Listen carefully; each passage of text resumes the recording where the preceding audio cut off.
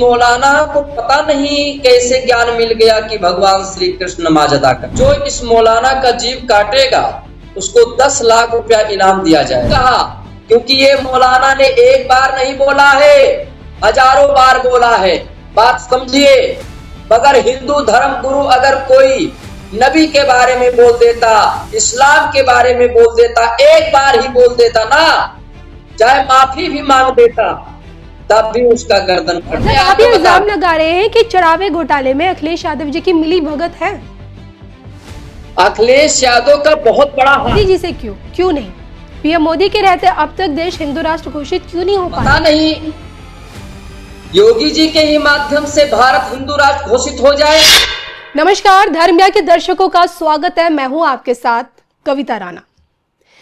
इटावा के एक मौलाना जब ये कहता है कि भगवत गीता में इस बात का जिक्र है कि भगवान श्री कृष्ण 5 वक्त के नमाजी थे और श्री कृष्ण और प्रभु श्री राम इस्लाम का संदेश देते थे, और उनके इसी टिप्पणी पे जब देश का संत समाज आक्रोशित हुआ तो अयोध्या से आने वाले महंत विष्णुदास महाराज जी ने ऐलान कर दिया कि जो कोई भी इस मौलाना की जीभ काट कर लाएगा मैं उसे 10 लाख रुपए का इनाम दूंगा। अब सवाल ये उठता है कि इस तरह के भड़काऊ भाषण देकर क्या सच में देश में अराजकता फैलाने की कोशिश की जा रही है? क्या मोदी और योगी जी की सरकार में जो देश का मुसलमान है क्या वो सच में खतरे में है? और जब योग गुरु बाबा रामदेव ये कहते हैं कि देश के मुसलमानों को और ईसाइयों को हिंदू राष्ट्र की अवधारणा से डरने की ज़रूरत नहीं है, जिस पर धर्मगुरु का ये रिएक्शन आता है कि देश का मुसलमान तो सिर्फ अल्लाह से ही डरता है।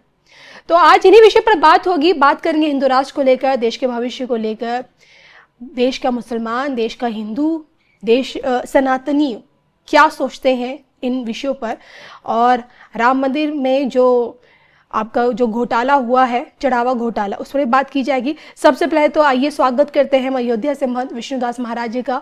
महाराज जी, धर्म ज्ञान आपका स्वागत करता है। भगवान श्री राम की नगरी से आपको जय श्री राम। और देखिए, ये जो मौलाना ने बोला है इसको संस्कृति और सनातन का एक अक्षर का भी ज्ञान नहीं। हमारे भागवत में कहते हैं सच्चिदानंद रूपाये विशोत्पत्त्यादि हेतवे तापत्रे विनाशाये श्री कृष्णाये वयम नुमा। परमात्मा जो श्री कृष्ण हैं वो प्रकाशवान हैं, उनका नाम ही लेने से आनंद का अनुभव होता है।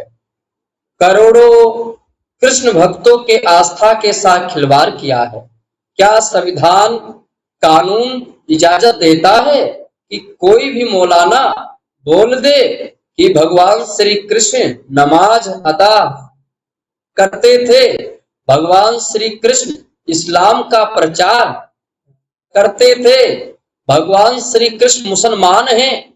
उत्तर प्रदेश के मुख्यमंत्री को ये किताब पढ़ लेनी चाहिए, इस्लाम से प्रेम हो जाएगा। केवल ओम नमः शिवाय वो हाथ जोड़कर बैठ जाते हैं। इस तरीके से अगर कोई भी मौलाना बोलेगा तो धर्म गुरु, संत समाज और जितने कृष्ण भक्त हैं उनमें तो आक्रोश आना उनका स्वभाव। देखिए, हम लोग एक हाथ में भजन करते हैं, ओम नमो भगवते वासुदेवाय विद्महे तन्नो कृष्णः प्रचोदयात् जाप करते हैं, और एक तरफ हम लोग भगवान कृष्ण के लिए, सनातन के लिए, राम के लिए, राष्ट्र के लिए हम लोग भाला भी रखते हैं। जो कृष्ण को लेकर के बोलेगा, जो राम को लेकर के बोलेगा, हम बर्दाश्त नहीं कर सकते हैं। बिल्कुल मैंने सही कहा कि जो इस मौलाना का जीभ काटेगा उसको 10 लाख रुपया इनाम दिया जाएगा, क्योंकि जब जीभ कट जाएगा तो इस तरीके से बोलेगा नहीं। और देखिए, भारत की पहचान जो है संस्कृति और सनातन से है। अब इस मौलाना को पता नहीं कैसे ज्ञान मिल गया कि भगवान श्री कृष्ण नमाज अदा करते थे। योग के बारे में बताया गया है, योग, ध्यान, एकांत, शरीर के शुद्ध बुद्ध भूल जाना, परम वृत्त में आ जाना। जिस श्लोक का वो बोल रहा था उसका यही अर्थ होता। मगर ये मौलाना है, इसको कोई ज्ञान नहीं है। हमारे रामानंदी संप्रदाय में कहते हैं, सीतानाथ समारंभाम श्री रामानंदार मध्यमाम अस्मदाचार्य पर्यंताम वंदे श्री गुरुम परंपराम। जब गुरु अच्छे होते हैं तो शिष्य भी अच्छे होते हैं, मगर मदरसों में उल्टी सीधी शिक्षा दी जाती है। कलमा का ये असर है, इस्लाम में रहने वाला इसका असर है। इसीलिए इस मौलाना ने इस तरीके से घटिया शब्दों का उपयोग किया। अखिलेश यादव जी समाजवादी हैं, कृष्ण भक्त कहते हैं, यादव वंशी कहते हैं, और भगवान श्री कृष्ण पर जब उसने कहा कि नमाज अदा करते थे, तब अखिलेश यादव चुप क्यों है? इससे साबित हो रहा है कि अखिलेश यादव जी यादव वंशी तो हैं, मगर यादव वंशी दो तरीके से होते हैं, एक कृष्ण के वंश और एक राक्षसों के वंश। तो ये तो राक्षसों के वंश हैं, शुक्राचार्य के ये वंश है, इसीलिए इस तरीके से बोल रहे हैं। मेरे कहने का मतलब यही है कि कोई भी हो, चाहे हिंदू मुस्लिम सिख ईसाई कोई भी हो, किसी भी परमात्मा किसी की आस्था है उसके साथ खिलवाड़ ना करें। और ये जो भारत के जितने मुसलमान हैं, ये सब जन्म से हिंदू थे, हिंदू है, हिंदू रहेंगे, मगर ये जो अपने आप को मुसलमान कहते हैं, क्या सबूत है कि ये मुसलमान है? कोई मुसलमान नहीं है भारत का, विदेशों तक कोई मुसलमान नहीं है। मुसलमान तो बनाए जाते हैं। मैं हिंदू जन्म से होता है, और हमारे संस्कृति और सनातन में त्याग और तपस्या की महिमा है। क्योंकि मानसकार कहते हैं, तप बल शंभु करहि संहारा, तपते अगम न कछु संसारा। तप एक जीवन का आधार है। जो विद्या अर्धन और परमात्मा की खोज, जो घर परिवार पालन पोषण करता, वो भी तप है। मैं इस मौलाना को कोई ज्ञान नहीं है, अगर इस मौलाना को ज्ञान होता तो इस तरीके से नहीं बोलता। लेकिन महाराज जी, मैं आपसे ये जानना, आपसे समझना चाहती हूँ कि चलिए ठीक है, आपके जर्जस अंसारी जी ने जो कुछ भी कहा वो कहीं ना कहीं इन्होंने हिंदुओं की आस्था को ठेस पहुंचाने के लिए इस तरह का विवादित बयान दे दिया है। कार्रवाई उन पे योगी सरकार करती, कानून करता, और आपका ये बयान कि भाई जो इसकी जीप काट के लाएगा उसे आप 10 लाख रुपए देंगे, तो क्या आपको देश के कानून पर भरोसा नहीं है? मुझे देश के कानून पर भरोसा है, संविधान पर भरोसा है, मगर क्या मौलाना को भरोसा है? मौलाना को भरोसा होता तो कृष्ण भगवान पर इस तरीके से बोलता। देखिए, कानून अपनी जगह है, संविधान अपनी जगह है, मगर हमारे इष्ट पर उंगली उठाएगा, सनातन पर उंगली उठाएगा तो उसका काट दिया जाएगा उंगली, क्योंकि हम लोग तब कानून नहीं देखेंगे, संविधान तो इश्क निंदा वाली बात कर रहे हैं ना, जो इस्लाम में होता है। अगर इस्लाम में अगर कोई पैगंबर के खिलाफ कुछ बोल देता है, शब्द बोल देता है, हमने बाकी मुस्लिम कंट्रीज में देखा है, पाकिस्तान में हमने देखा है कि इश्क निंदा के चलते कितने लोगों को जेल हो जाती है, उनका सर से उनको फांसी दे दी जाती है। वो चीज आप सोच रहे कि अब भारत में भी लाया जाए? देखिए, मैं वो चीज नहीं सोच रहा हूं। पहले हमारी भाव और विचार समझिए, वो सबको समझना चाहिए। लिखा है परमात्मा सब जगह है, कण कण में है। उस परमात्मा के विषय में अगर कोई बोल दे, कितना गलत है, दुख लगेगा। उसने क्यों बोला, किस लिए बोला, उसको कौन बताया? ये बताइए, जब एक कन्हैया लाल का गर्दन कट जाता है तब कौन हिंदू आ करके आवाज उठाता है? क्यों हिंदू में एकजुट नहीं, एकता नहीं? आपने कहा कि मुसलमानों में, और तो आप में क्या अंतर रह जाएगा जब वो कहते हैं कि हमारे अल्लाह, हमारे नबी के बारे में कोई बोलेगा तो सर से काट दिया जाता है सर। इस तरीके से होता है। मगर आपको बता दूं, हमने कहा, क्यों कहा? क्योंकि ये मौलाना ने एक बार नहीं बोला है, हजारों बार बोला है। बात समझिए।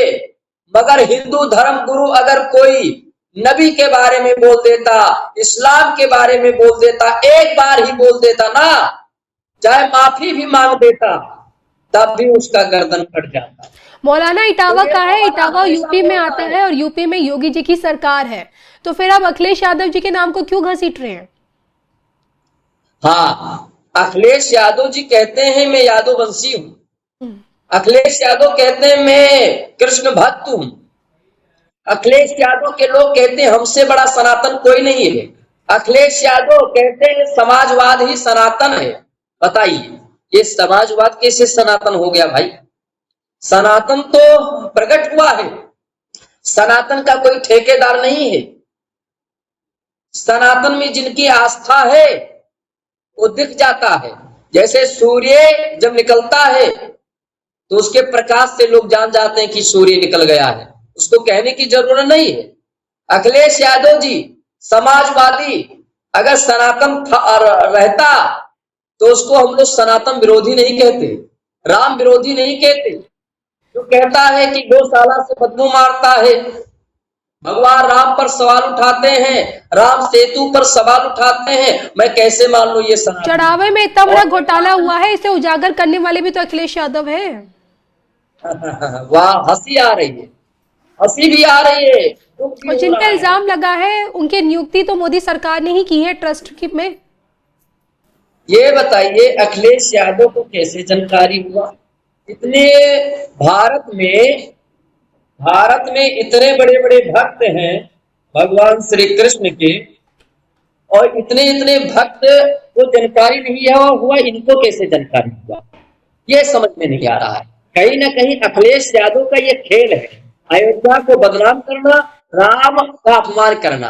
और जब मैं आप आपको ये बता इल्जाम लगा रहे हैं कि चढ़ावे घोटाले में अखिलेश यादव जी की मिली भगत है, अखिलेश यादव का बहुत बड़ा हाथ है। अगर अखिलेश यादव का हाथ नहीं होता, मैं आपको बता दूं, कोई व्यक्ति लंदन में हो और कोई व्यक्ति दिल्ली में हो तो उसकी जानकारी कैसे हो जाएगा कि राम मंदिर में चोरी हुआ? आप बताइए। इससे संशय हो रहा है ना कि हो सकता है कि अखिलेश यादव ही किसी आदमी ने बोल दिया है कि तुम मुद्दा बना लो 2027 का और मैं चोरी लूंगा कर। बताइए जहां सीसीटीवी कैमरा लगा हुआ है, जहां इतनी निगरानी है, जहां पर कोई भी अयोध्या में आ करके मतलब चोरी नहीं कर सकता है, वहां पे इस तरीके से हुआ है। ये कितना निंदनीय है, सोचिए आप। तो जब इतना निंदनीय है तो कहीं ना कहीं विचार बन रहा है, विचार से सोचिए कि कहीं ना कहीं अखिलेश यादव के ही कारण राम मंदिर में चोरी हुआ है, और ये सत्य बात है। अखिलेश यादव को किसने बताया? ये जांच होनी चाहिए। अखिलेश यादव को किसने बताया और अखिलेश यादव के पास क्या सबूत है? जहां सीसीटीवी कैमरा है वहां पे चोरी हो जाए, ऐसा भी तो हो सकता है कि उत्तर प्रदेश के मुख्यमंत्री योगी आदित्यनाथ जी को बदनाम करने के लिए जानबूझ करके सीसीटीवी कैमरा में दिखाया गया है कि 70 बार चोरी हुआ है। तो ऐसा हो सकता है कि मुख्यमंत्री की छवि खराब चाहते थे करना, और अखिलेश यादव इसका फायदा उठाना चाहते थे और फायदा उठा रहे हैं। कांग्रेस के भी लोग फायदा उठा रहे हैं, वो राम मंदिर में झांके नहीं, राम मंदिर के लिए 1 रुपया नहीं दिए। मैं आपको बता दूं आपके चैनल के माध्यम से कि अगर इनकी लोगों की सरकार होती तो आज भगवान श्री राम टेंट में होते, राम मंदिर का निर्माण नहीं होता, अयोध्या का विकास नहीं होता। आप अयोध्या में आकर के देखिए कितना भव्य और दिव्य नजारा दिखाई देता है, मगर इनको लोगों को धर्म का ज्ञान नहीं है, बस केवल धर्म के ठेकेदार बनते हैं, बस चुनावी के लिए कुछ भी बोल देते हैं। मैं आपको बता दूं तुलसी बाबा जी कहते हैं, ओ गए नहीं अंत न होई निबाहू, काल निमी जिमी रावण राहु। ये काल नेमी है, ये कभी इफ्तार पार्टी में जाते हैं, कभी टोपी लगा लेते हैं, कभी चंदन लगा लेते हैं, कभी कलावा पहन लेते हैं। अब बताइए डिंपल यादव के साथ में मस्जिद में जाते हैं, ये क्या हो रहा है भाई? क्या हो रहा है समझ में नहीं आ रहा है। जो सनातन है, जो सनातनी है, जो कृष्ण भक्त है, जो यादव है, वो मस्जिद जाता है, इफ्तार पार्टी में शामिल होता है, मगर राम मंदिर में दर्शन करने के लिए भी नहीं आता है। अब मुझे लग रहा है कि अखिलेश यादव जी अयोध्या आ सकते हैं, राम मंदिर में दर्शन कर सकते हैं। अब राहुल गांधी भी आएंगे, बहुत लोग आएंगे, देखना। ये केजरीवाल बताइए राम मंदिर में झांका नहीं, मगर अब वो आया, दर्शन किया। इससे साबित हो रहा है कि ये लोग कालनेमी हैं। मैं आपको क्या बता दूं, ये लोग वास्तव में राम के नहीं हैं, ये दिखावा है। और आपको सच्चाई बता दूं, 2027 में हमारे योगी बाबा ही आएंगे, कोई रोक नहीं सकता है, ये गारंटी। और देख लीजिएगा, चाहे जितनी गंदी राजनीति ये लोग करें। जी। अयोध्या की धरती से आप आते हैं, संत समाज से आते हैं और कहते हैं कि एक संत की अपनी एक दूरगामी दृष्टि होती है भविष्य को देख पाने की, एक आभास अंदर से इंट्यूशन पावर हो जाती है कि अब आगे क्या होगा। योगी आदित्यनाथ जी का तो आपने नाम ले लिया, उनकी जीत की भविष्यवाणी आपने कर दी है, लेकिन योगी आदित्यनाथ जी का भविष्य में और कहाँ देखते हैं? मैं आपको बता दूं, उत्तर प्रदेश के मुख्यमंत्री की भविष्यवाणी में बता रहा हूं कि 2027 में वो आएंगे और बहुत जल्द प्रधानमंत्री के रूप में रहेंगे, कोई रोक नहीं सकता है। क्योंकि अब भगवाधारी के ही हाथ में पूरा भारत का साम्राज्य रहेगा और पूरे भारत को देखने वाला एक भगवाधारी के रूप में आएगा बहुत जल्द। इंतजार है, उम्मीद नहीं, गारंटी है। मैं गारंटी देता हूं, भगवाधारी ही भारत को संभालेगा। और देखिए, अभी रामदेव जी ने कहा था कि भारत हिंदू राष्ट्र हो जाए तो मुसलमानों को डरने की कोई जरूरत नहीं है और अपने को फॉलो चाहिए करना, जो उनके पूर्वज हैं उनके नियम का फॉलो करना चाहिए। और सभी सनातनी, मैं बता दूं, भारत हिंदू राष्ट्र है, हिंदू राष्ट्र था, हिंदू राष्ट्र रहेगा। मैं इसको घोषित करवाना है ना, तो हमारे योगी जी को आने दो, भगवाधारी प्रधानमंत्री को। मैं आपके चैनल के माध्यम से बार बार बता दूं, हमारे योगी महाराज प्रधानमंत्री बनेंगे और 2027 में कोई हटा नहीं सकता है। 2027 में चाहे मुख्यमंत्री ही रहे, मगर बहुत जल्द हमारे योगी जी सत्ता संभालेंगे प्रधानमंत्री का। क्योंकि जब हमारे योगी जी सांसद थे गोरखपुर के, तो उनके गुरुजी ने बता दिया था कि तुम मुख्यमंत्री बनोगे। और उस प्रदेश में कब मुख्यमंत्री बनोगे? जिस प्रदेश में आप जाते थे तो जाने नहीं दिया जाता था, उस प्रदेश के आप मुख्यमंत्री बनोगे। और उत्तर प्रदेश के जैसे मुख्यमंत्री बने तो उत्तम कर दिए। और देखिए कितने बार मुख्यमंत्री बन गए हमारे योगी जी हैं। योगी जी कभी सत्ता में हारते नहीं हैं, जब से सांसद बने तब से कभी भी नहीं हारे। और मैं आपको बता दूं, योगी का नाम ही है जीतने वाला। योगी का मतलब ही होता है योग करना, संसार को जीत लेना और सत्ता में होते हुए भी त्याग और तपस्या करना। हमारे देखिए, जीत का दूसरा नाम तो पीएम मोदी जी भी हैं। आज आप योगी जी से हिंदू राष्ट्र की उम्मीद लगाए बैठे हुए हैं, लेकिन आप देखिए ना, मोदी जी से क्यों नहीं? पीएम मोदी के रहते अब तक देश हिंदू राष्ट्र घोषित क्यों नहीं हो पाया? देखिए मोदी जी जो है हमारे, वो विश्वामित्र हैं। मोदी जी विश्वामित्र हैं, जो विश्व को मित्र बना लिए, इसीलिए मोदी जी का नाम विश्वामित्र है। मैं अपने भाव से बता रहा। अच्छा, दूसरी बात है, मोदी जी के समय पर हिंदू राष्ट्र क्यों नहीं हुआ? तो देखिए, कहते हैं कि समय बड़ा बलवान रे भैया, समय बड़ा बलवान। जब समय जो होता है, समय के आधार से सारे कार्य होने लगते। समय का इंतजार कीजिए, पता नहीं योगी जी के ही माध्यम से भारत हिंदू राष्ट्र घोषित हो जाए। जो मौलाना चिल्लाते हैं कि हिंदू राष्ट्र घोषित नहीं होगा, उनके चिल्लाने से क्या होता है भाई?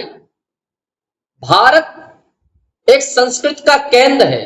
जी मान लीजिए, देखिए मैं आपसे एक बात समझना चाहती हूँ, ना सिर्फ आप, देश का संत समाज, तमाम साधु सन्यासी हमेशा हिंदू राष्ट्र की बात करते हैं कि भारत को हिंदू राष्ट्र घोषित होना चाहिए। भारत हिंदू राष्ट्र था, है और हमेशा रहेगा।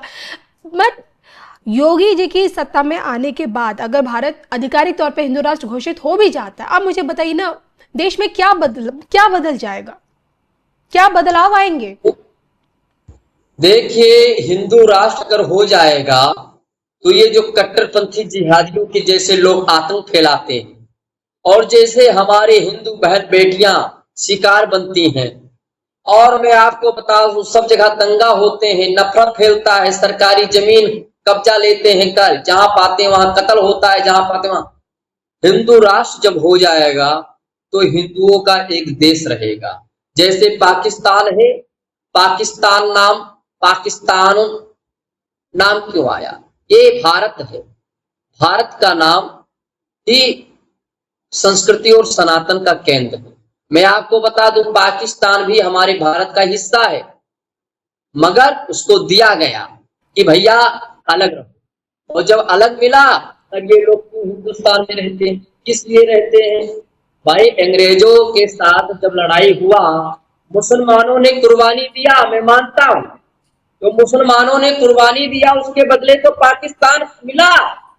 भारत में रहने की क्या जरूरत है? इनकी नागरिकता को हटा दो, इनको हटाओ, इनको रहने की कोई जरूरत नहीं हिंदुस्तान में। ये तो चाहते हैं, कैसे हो जाएगा? भारत हिंदू राष्ट्र है भाई। यानी देश का मुसलमान देश के लिए खतरा है, आप ये कहना चाह रहे हैं? जी, देश का मुसलमान, भारत का मुसलमान भारत के लिए ही खतरा है क्या? अब बिल्कुल खतरा है। आप सोचिए कि मुसलमान को ही बार बार जिहादी क्यों बोला जाता है? लेकिन आप इससे बड़ी बात यह है कि देश के विकास में भी मुसलमानों की बड़ी भागीदारी है। उदाहरण के तौर पे देश के पूर्व राष्ट्रपति एपीजे अब्दुल कलाम जी का भी नाम लिया जाता है। ऐसे बहुत बड़े बड़े ओहदों पर जो मुस्लिम्स रहे हैं। मैं हाँ जी बता रहा हूँ। देखिए मुसलमानों में रस खान हुए, रहमान हुए, अब्दुल कलाम थे, ये सब महापुरुष थे। पहले बात समझे आप। मगर आज के जो मुसलमान हैं ये दंगा फैल, कैसे फोन करके कहते हैं आ जाओ मेरे मित्र, उसके बाद कहते हैं बकरीद पर बकरे की कुर्बानी देखे हो कि नहीं देखे हो, आज मैं तुम्हें दिखाता हूँ। और बकरे की जगह पर इंसान की कुर्बानी करते हैं। इन्हें सिखाया जाता है। कैसे मान लिया जाए कि मुसलमान खतरा नहीं है? कितने हमारे हिंदू बहन बेटियों को शिकार बनाते हैं। कैसे मान लिया जाए? जहां देखो आतंकी निकलते हैं तो मुसलमान ही निकलते हैं। वैसे मैं आपको बता दूं कि यूपी का मुसलमान अब योगी आदित्यनाथ जी का भी मुरीद होता हुआ नजर आ रहा है। लेकिन क्या बात से हम ये समझे कि अगर भारत हिंदू राष्ट्र बन जाता तो हिंदू राष्ट्र का एक अलग संविधान बन जाएगा? हाँ जी, हिंदू राष्ट्र में संविधान और अलग बन जाएगा। दूसरी बात मैं आपको बता दूं, हिंदू राष्ट्र में ऐसा होगा कि किसी भी मुसलमान को भगाया नहीं जाएगा।